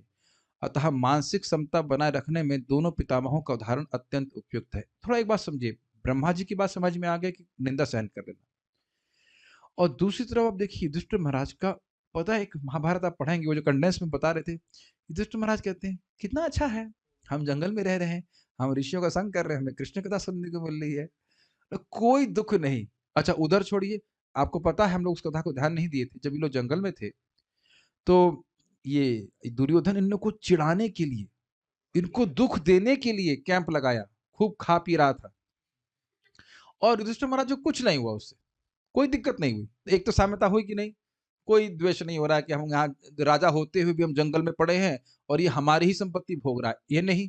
और जब गंधर्वों ने दुर्योधन को पकड़ लिया, तब भी नहीं करे अच्छा चलो अब मौका मिला है, अब मैं और गंधर्व से कंप्लेन करता हूँ, मारे इसको, वैसे करे। युधिष्ठिर महाराज कुछ नहीं किया ऐसे। अद्भुत है लोग। ये समझ लीजिए कि अपने, चलो हम बाहर से ना करें, जो हमको बहुत दुख देता है उसके प्रति मन में क्या भावना आती है सोच लीजिए, तब हमको समझ में आया कि वैष्णव बनना बहुत आगे की बात है। जो हमको शब्द से या शरीर से कैसे भी करके दुख दे रहा है, गीता में हम सुन चुके हैं, जो दूसरों से को उद्वेग नहीं देता और जो खुद भी दूसरों के द्वारा उद्वेग नहीं प्राप्त करता है, वह भक्त बड़ा प्रिय है। यस्मान नो दुजते लोको लोको नो दुजते चयः हर्षा मर्ष भयोद्वेगैर विमुक्त सब चम प्रयासी करके भक्त। बहुत अच्छी बात है। यहाँ पे क्या आप समझ पा रहे हैं साम्यता वाली बात? आगे बढ़ते हैं, ये इंटरेस्टिंग है। शिव जी भिखारियों को दान देने के लिए विख्यात देवता है। इसमें रहस्य क्या है आपको पता है? रहस्य बहुत सिंपल है। शिव जी हैं वैष्णव, प्योर प्योर डिवोटी, उन्हें कृष्ण कथा करने में बड़ा अच्छा लगता है। कोई आता है कहता है पत्नी चाहिए, धन चाहिए, ये चाहिए, चलो भाई डिस्टर्ब नहीं करो, ले लो भाई। ये उनका मानसिकता है। ये हमने बहुत सारे भक्तों से सुना है और पढ़ा भी था। एक कृष्ण कथा अमृत पुस्तक बिंदु बिंदु करके उसमें बता रहे थे, शिव जी के ऊपर अंक आया था। समझ रहे हैं बात? कथा में डिस्टर्ब नहीं करो। मान लो जैसे मैं कथा कर रहा हूँ यहाँ पे, अब कोई व्यक्ति बोले भाई एक पेंसिल चाहिए, भाई ले लो, वो बाहर पड़ी है, ले लो, हमको डिस्टर्ब नहीं करो। हमारा क्या रुचि है कथा में, लेकिन शिव जी की कितनी रुचि है आप कल्पना नहीं कर सकते। एक मुख से वो राम राम बोलते हैं, एक मुख से कथा करते हैं। अब इतना रुचि है कथा में कि घर भी नहीं बांधे और बरगद के नीचे पत्नी को लेकर के, और दो बच्चे भी शायद हैं, दो हैं, दो हैं, गणेश और कार्तिक को लेकर कथा ही कर रहे हैं। अब उसमें कोई आकर के कहे शिव जी ये चाहिए वो चाहिए, ठीक है भाई ले लो, डिस्टर्ब नहीं करो, बस ये रहता है। तो इसलिए कह रही है भिखारियों को दान देने के लिए विख्यात देवता। बड़ा थोड़ा सा जल और क्या बेल पत्र देने से खुश हो जाते हैं, और जो शिव जी की पूजा करते हैं भौतिक रूप से संपन्न रहते हैं। तो कोई कैम चेंज कर रहा है? लेकिन वो मुक्त नहीं होता है। हाँ, अगर शिव जी प्रसन्न है तो वो लोग भगवान के पास लेके आते हैं। कुछ लोग शिव जी की पहले पूजा करते थे, तो वो लोग, हमारे हिमांशु प्रभु भी थे, वो भी शिव जी की पूजा करते थे, बड़े अच्छे बाद में डिवोटी हुए, अभी पता नहीं कहाँ है। अतएव उनका नाम आशुतोष, आपका नाम भी आशुतोष है? हाँ, और दो आशुतोष हैं। ओह गुड, वाह, आज क्लास में दो आशुतोष हैं। आशुतोष, आशु मतलब जल्दी और तोष मतलब संतुष्ट। आशुतोष है जिसका अर्थ है शीघ्रता पूर्वक प्रसन्न होने वाले। वे भूतनाथ भी कहलाते हैं जिसका अर्थ है सामान्य, यानी गवई, गंवार, हाँ, लोगों के स्वामी, जो उनके प्रति इसलिए आकर्षित होते हैं क्योंकि वे भावी परिणामों का विचार किए बिना उदार वर देते रहते हैं। उस सामने अपनी इंटरेस्टिंग कथा है, उस सामने वाला कुछ मांग रहा है, ध्यान दीजिएगा कि शिव जी कभी नहीं सोचते कि इसका हित होगा कि अहित होगा। उनके पास टाइम नहीं सोचने का, ऐसा कहा जाए, वो उनको कथा करने के तुम्हारा हित हित अहित सोचे। लेकिन भगवान विष्णु कृष्ण के पास कोई जाता है तो बहुत सोचते हैं कि हम देंगे तो उसका हित होगा कि नहीं होगा। ये बहुत अंतर है दोनों में, बहुत इंटरेस्टिंग है। रावण शिव जी के प्रति अत्यधिक आसक्त था और वह उन्हें सरलता से प्रसन्न करके इतना शक्तिशाली बन गया कि उसने भगवान राम की सत्ता को चुनौती देना चाहा। निसंदेह जब रावण शिव जी के आराध्य भगवान राम से लड़ा तो शिव जी ने उसकी कोई सहायता नहीं करी। तो यहाँ पे देख रहे हैं रावण शिव जी की आराधना कर रहा है। अब ये सोचने वाली बात है कि शिव जी जब उसको शक्ति दिए तो ये नहीं सोचे कि भाई ये तो है ही खतरनाक, पहले से इसको शक्ति दूंगा तो आगे जाकर राम भगवान से युद्ध करेगा, वो नहीं, प्रसन्न, हाँ ये चाहिए, हाँ ले लो, ऐसे करके शिव जी सोचते नहीं। अब शिव जी से बुद्धिमान अधिक कौन हो सकता है? लेकिन इट जस्ट सीम्स कि ही डजंट केयर। जो उनकी इस प्रकार से भौतिक लालसा से मतलब पूजा करता है, अब तुम्हारा से अहित होता हो या हित होता हो, तुम देखो, हमको डिस्टर्ब नहीं करो, यही आशा ले लेके खत्म करो, ऐसे करो। लेकिन शिव जी की कोई अगर निष्काम भावना से पूजा करता है तो शिव जी निश्चित रूप से उस भगवान के पास लेके आते हैं। शिव जी ने वृकासुर को ऐसा वरदान दिया था जो न केवल उपहासास्पद है, हास्यास्पद था, अपितु भयावह भी था। शिव जी की कृपा से वृकासुर इतना शक्तिशाली बन गया कि वह किसी के भी मस्तक पर हाथ रखकर उसे तुरंत नष्ट कर सकता था। काफी अच्छा वरदान था, जगत के कल्याण के लिए ये मांगा गया और दिया गया है कि नहीं। यद्यपि शिव जी ने ही यह वरदान दिया था, किंतु उस चालाक असुर ने शिव जी के मस्तक का स्पर्श करके उसकी शक्ति का परीक्षण करना चाहा। काफी अच्छा डिवोटी है, क्वाइट इंटरेस्टिंग है। मतलब बात है। इस तरह शिव जी को इस मुसीबत से अपनी रक्षा करने के लिए विष्णु की शरण लेनी पड़ी। भगवान विष्णु ने अपनी माया से वृकासुर को अपने ही मस्तक का स्पर्श करके परीक्षण करने के लिए कहा। उसने वैसा ही किया जिससे वह नष्ट हो गया और इस तरह यह संसार देवताओं के चालाक याचक की सारी मुसीबतों से मुक्त हो सका। सबसे मजेदार बात यह है कि शिव जी कभी किसी को किसी प्रकार का वरदान देने से मना नहीं करते, अतएव वे सर्वाधिक उदार हैं। यद्यपि कभी कभी उनसे ऐसी कुछ भूल हो जाती है। एक इंटरेस्टिंग बात बोलना चाहता हूँ यहाँ पे, पहले तो कथा भी बताऊंगा उसके बारे में। और इसी प्रकार से अद्वैत आचार्य जी जो शिव जी के अवतार हैं, हम लोग सुन रहे हैं कि भाई उनके 6 लड़के थे, 3 उनके अच्छे अनुयायी बने और 3 नहीं बने, तो वो जो नहीं बने तो उनको नेग्लेक्ट कर दिए। बड़ा स्पष्ट लिखा गया, चैतन्य भागवत में स्पष्ट लिखा गया। उन्होंने कुछ बोले नहीं, उनके आदमी चुप रहे, तुम बर्बाद हो रहे हो तो हो बर्बाद, चुप रहे, कुछ बोले ही नहीं। चलिए अब हम शिव जी के बारे में सुनते हैं, बड़ा इंटरेस्टिंग, ये पूरी कथा बड़ी इंटरेस्टिंग है। एक बार वृकासुर नाम का एक असुर था और वह सोच रहा था कि वरदान चाहिए, किसकी पूजा करूं। नारद जी ने कहा, भाई भगवान की पूजा करने में बहुत टाइम लगता है, उनकी पूजा मत करो, तुम शिव जी की पूजा करो। तो शिव जी की पूजा क्या कर रहा था वो, क्या एक तरह से क्या कहते हैं उसको, अरे नहीं, क्या बोला जाएगा, शब्द नहीं आ रहा मुख में, लेकिन एनी हाउ जबरदस्ती कर रहा था। पूजा ऐसे नहीं की जाती है। यज्ञ किया उसने, अपने मांस काट काट करके उस अग्नि में आहुति देने लगा। तो जब शिव जी प्रकट नहीं हुए 7वें दिन, जहां तक मुझे स्मरण आ रहा है, 7वें दिन उसने कहा कि मैं अपनी गर्दन ही काट कर इसमें अर्पित कर दूंगा। तो जब गर्दन काटने जा रहा था, काफी इंटरेस्टिंग है ना, उसे बाल ऐसे पकड़े और गर्दन काट करके आहुति देने वाला था। अब सोच ले रहा, गर्दन ही काट दोगे तो बचेगा क्या तुम्हारा। देख रहे हैं, और यही बात भगवान गीता में कहते हैं, केवल अपने को कष्ट देने के लिए लोग इसे तपस्या करते हैं। वृकासुर, तो शिव जी प्रकट हो गए। अब प्रकट इसलिए नहीं हुए कि प्रेम कर रहे हैं, प्रकट इसलिए हुए कि भाई ये मर जाएगा, दिक्कत हो जाएगी, पुलिस केस हो जाएगा, कुछ कैलाश से पुलिस आ जाए, कौन जाने। तो ऐसे मुझे याद आ रहा है, सती नहीं मान रही थी तो महाराज कहते हैं, शिव जी सोच रहे थे कि अब ये मरना तो है ही, अब ये यहाँ मरेगी तो पुलिस केस होगा, इसलिए घर में जाके मरे। शिव जी में मस्त है, अपने में कथा वगैरह में मस्त रहते। बड़े शिव जी मजेदार है। शिव जी वहां पे आए, कहा बेटा मैं तो जल से और बेलपत्र से संतुष्ट हो जाता, तुम इतना कष्ट देने की क्या जरूरत है, बताओ बताओ क्या मांगो, क्या चाहती है। अब देखिए उसके चेले को, शिव जी अकेले नहीं आए, पार्वती जी के साथ आए। ओ, शिव जी से दृष्टि हटा करके पार्वती पे देखने लगा वो। आपको समझ, पता नहीं क्या वर सोच रहा होगा लेने के लिए, लेकिन जैसे ही उसने पार्वती को देखा, पार्वती माता को देखा, तो माता की भावना नहीं है, कहा ये स्त्री तो मेरे साथ रहनी चाहिए, इसके संग क्यों रह रही है। इसलिए उसने वरदान मांगा कि जिसके सर पे हाथ रखूं वो मर जाए। तो शिव जी कुछ सोचे ही नहीं कि क्या सोच रहा है, क्या कर रहा है, जबकि सामर्थ्य सब कुछ है शिव जी का, सोचे नहीं। अब क्यों नहीं सोचे, शिव जी जाने, कुछ सोचे नहीं कि क्या मांग रहा है, क्यों मांग रहा है, कहते तथास्तु। अब फिर वह उन्हीं के पीछे भागा कि इसको मारे।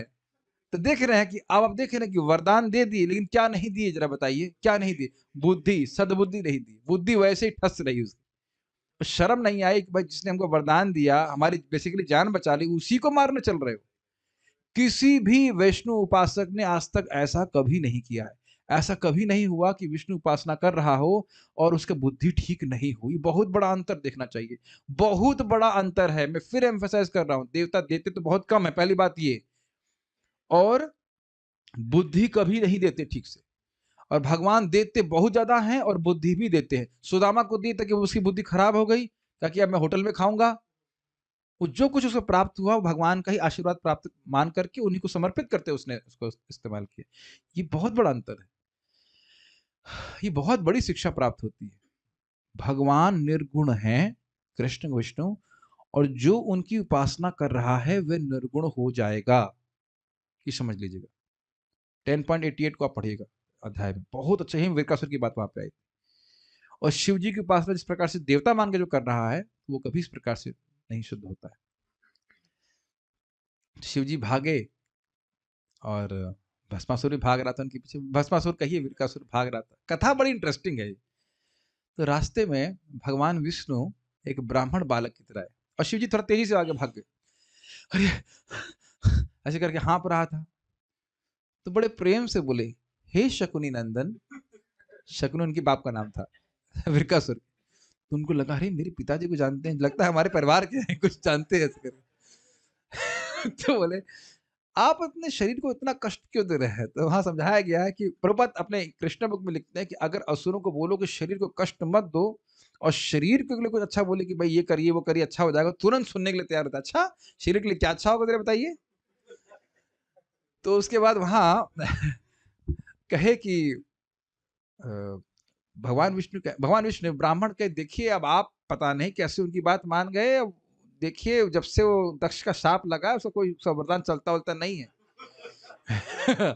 आप ऐसा कीजिए अपने सर पे हाथ रख के देखिए कुछ नहीं होगा, और नहीं हो तो जान से मार दीजिएगा उसको। तो वो ऐसा भगवान बात बोले मोहित हो गया, उसने सर पे अपने हाथ रखा, वही खत्म। और अद्भुत बात ये है, थोड़ा अंतर देखिएगा शिव जी से भगवान विष्णु का कितना प्रेम है। ब्रह्मा जी जब हिरण्यकश्यप को मारे तो ब्रह्मा जी को भगवान करेक्शन दे कि ऐसे वरदान नहीं देने चाहिए, और शिव जी को बोले कि ये व्यक्ति ये पापी तो अपने पाप से ही मर गया, कुछ बोले नहीं, तो डांटने लगा कि आपको ऐसे वरदान नहीं देना चाहिए। थोड़ा सा अंतर वहां पे देखा गया है। ये बड़ी सुंदर घटना है और इससे हम समझ रहे हैं कि जो देवताओं के उपासक हैं वह शुद्ध बुद्धि को प्राप्त नहीं करते हैं। ठीक है, कौन सा? हाँ, बहुत सारी लीला है। एक बात जो यहाँ पे थी वो मैंने बता दिया।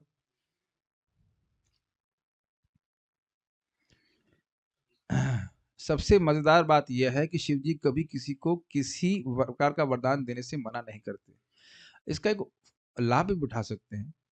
हे शिव जी, आप जैसे भागवत में रुचि रखते हैं, या नाम अगर भगवान का लगातार बोलते रहते हैं, तो ऐसा आशीर्वाद हम पर भी कर दीजिए। और यहाँ पे बहुत सारे हैं इधर, मैं कभी जा नहीं पाया, मौका ही नहीं लगा। गोपेश्वर महादेव सोच रहा चलता हूँ, कल चले, कल चलते हैं गोपेश्वर महादेव, चलते हैं गोपेश्वर महादेव में प्रार्थना करना चाहिए। उधर हम लोग वहां तो गए थे ना, चिंताहरण महादेव। हर बार जब भी मैं यही प्रार्थना करें कि आप जैसे भागवत में रमे रहते हैं, भागवत में हमारी मति हो, नाम में रमे रहते हैं, नाम में हमारी मति हो, भगवान की शुद्ध भक्ति प्राप्त हो, और वो बड़े प्रसन्न होते हैं। ये तो भागवत में शब्द है कि वैष्णव मुझे बड़े प्रसन्न प्रिय है। अतः वे सर्वाधिक उदार हैं, यद्यपि कभी कभी उनसे ऐसी कुछ भूल हो जाती है। एक्चुअली कहें भोलानाथ है, इस कारण से भोले हैं इसलिए बेचारे। लक्ष्मी जी के बारे में बता रहे हैं। लक्ष्मी जी ने एक्चुअली लक्ष्मी जी के आश्रय नारायण के बारे में बता रहे हैं, लेकिन लक्ष्मी जी का फोटो आ ही गया। रमा का अर्थ है भाग्य की देवी। उनके आश्रय भगवान विष्णु हैं। भगवान विष्णु समस्त जीवों के पालक हैं। जीव असंख्य होते हैं जो न केवल इस ग्रह में रहते हैं अपितु अन्य लाखों ग्रहों में भी रहते हैं। आत्म साक्षात्कार के मार्ग पर अग्रसर होने के लिए उन सब को जीवन की समस्त सुविधाएं प्रदान की जाती हैं, लेकिन इंद्रिय तृप्ति के मार्ग में वे माया के कारण कठिनाई में फंस जाते हैं। अतएव वे आर्थिक विकास की मिथ्या योजना के मार्ग पर जाते हैं।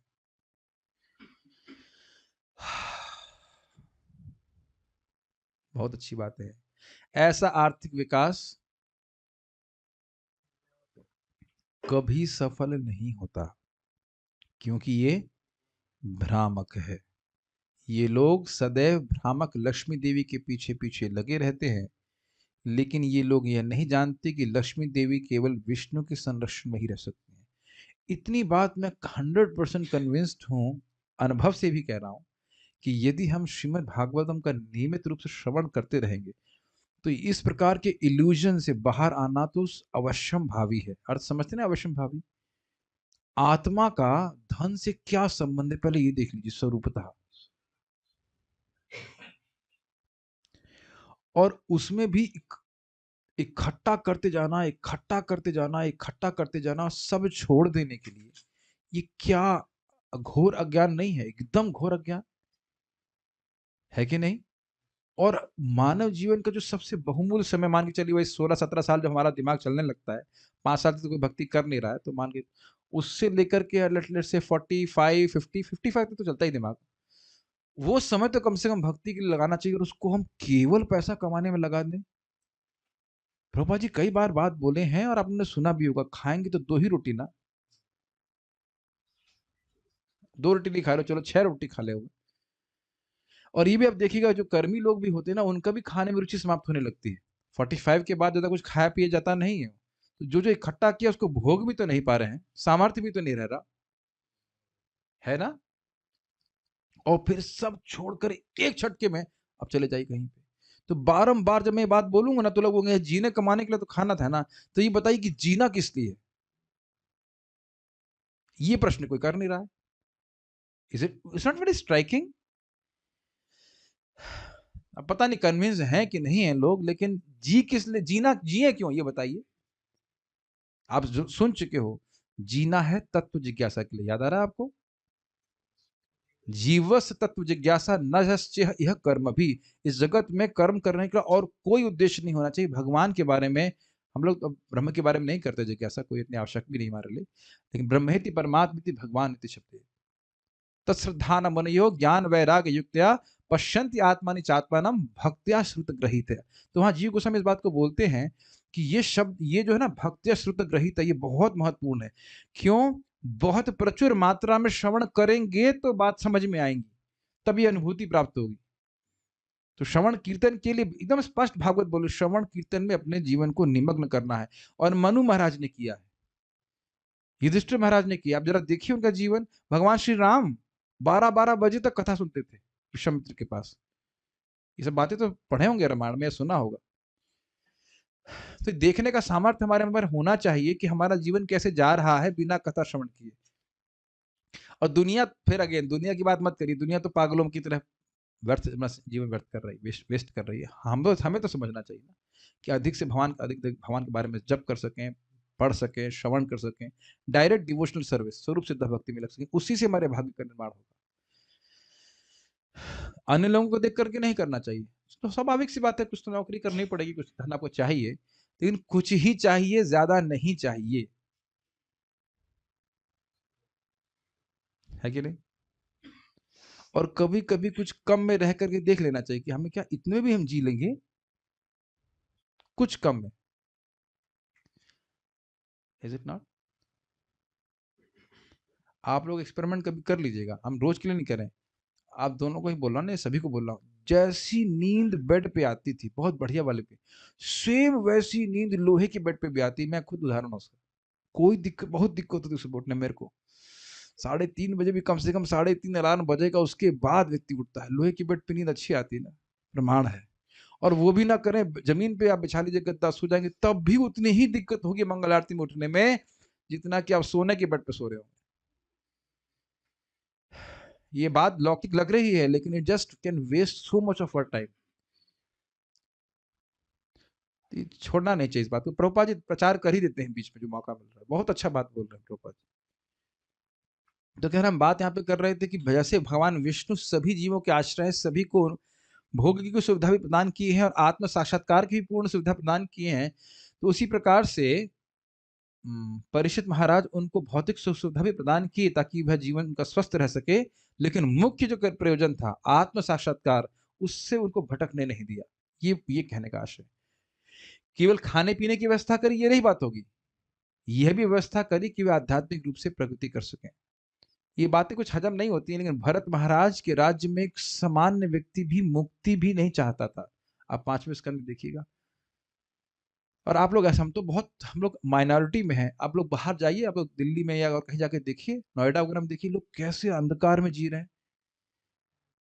मन में कभी एक पिक्चर लाएगा कि कोई पशु है, मान लो कोई कुत्ता है, और इस जगत के लोग हैं, उनमें अंतर क्या है? बात बड़ी कठोर लगेगी। कुत्ता भी नहीं जानेगा कि मरने के बाद कहाँ जा रहे हैं, और इस जगत किसी व्यक्ति को पूछो कि मरने के बाद कहाँ जा रहे हैं, कोई उत्तर नहीं। Can you enter that observation point?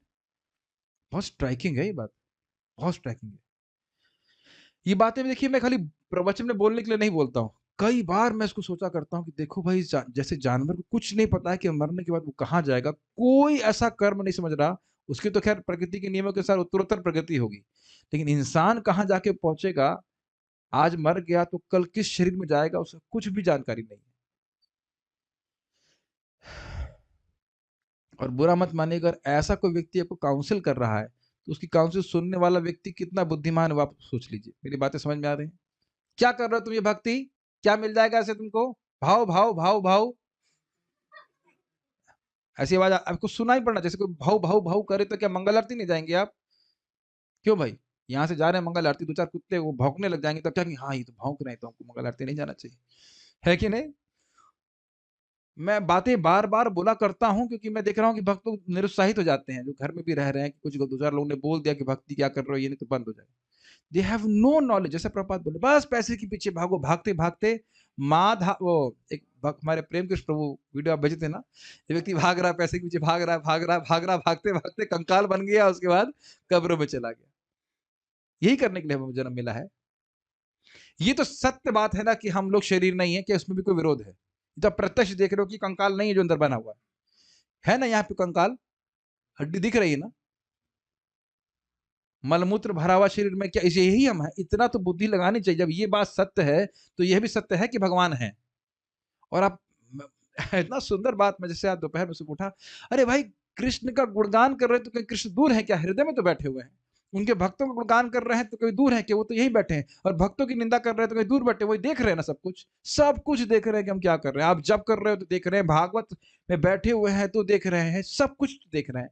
एक एक चीज के लिए भगवान जो हम भक्ति में कर रहे हैं उसके लिए भगवान हमेशा हमेशा के लिए कृतज्ञ है। तो क्यों ना भक्ति करें बताओ, और जिनको हम संतुष्ट करने में लगे हुए हैं वो हमको देखने वाले हैं, देख के कर क्या लेंगे बताइए? और आज मर गया तो कौन हमारे परिवार का देखने वाला बताइए? तुरंत बोलेंगे ले जाओ, ले जाओ उसको। आंखों से देखा मैंने कि एक रिश्तेदार मरे, उससे पहले तक ये है पानी पिला रहे हैं वो पिला रहे हैं, तो ठीक है मॉर्चरी में ले जाइए। मॉर्चरी बोलते क्या होते हैं जहाँ पे शव को रखा जाता है। ये बातें हम लोग को एक दिन में एक बार तो कम से कम जरूर याद रखनी चाहिए। Not that we become heartless, but भगवान की भक्ति करना है, ये सबसे महत्वपूर्ण बात है, ये पकड़ के चलना है। आर्थिक विकास से कभी कोई सफल नहीं होता, क्योंकि ये भ्रामक है। भ्रामक है, समझ में आ गया? जैसे फिर समझ लीजिए, जैसे स्वप्न में हम बहुत बड़े हीरो बन जाए तो भ्रामक है कि नहीं, उसी प्रकार से इस स्वप्न में भी, जिसमें अपनी पहचान शरीर से करना है, इस जगत की सफलताओं का कोई प्रयोजन नहीं, आत्मा का से कोई संबंध नहीं है। हाँ प्रभु जी, अब वही बात, वही टेप बार बार सुना रहे हैं आपके, हम आत्मा है, इस भ्रामक है, ये है। समझ गए हैं क्या सब लोग? देखते हैं कितने समझते हैं। यहाँ तो शायद काफी लोग साधना ठीक से कर ही रहे हैं, लेकिन अगर समझ गए तो बहुत सारी चीजों को छोड़ करके भगवान का भजन क्यों नहीं कर रहे? घर छोड़ने की बात नहीं कर रहे, लेकिन प्रायोरिटाइज करके जब क्यों नहीं करते सुबह? तो मैं जो जो लोग जूम पे भी सुन रहे हैं मैं उनको भी सुना ही रहा हूँ, सुनाना काम ही है मेरा। कि बहुत से लोग जो सुबह साधना नहीं कर पा रहे हैं, आप लोग तो कर रहे हैं, जो लोग नहीं कर पा रहे हैं तो यही है ना कि और बाकी चीजें बहुत महत्वपूर्ण है, और ये इतना महत्वपूर्ण है, समय मिला तो कर लेंगे, नहीं तो नहीं, और एक दिन समय नहीं मिलेगा। मतलब बोलते हैं चैंट वेल यू कैन।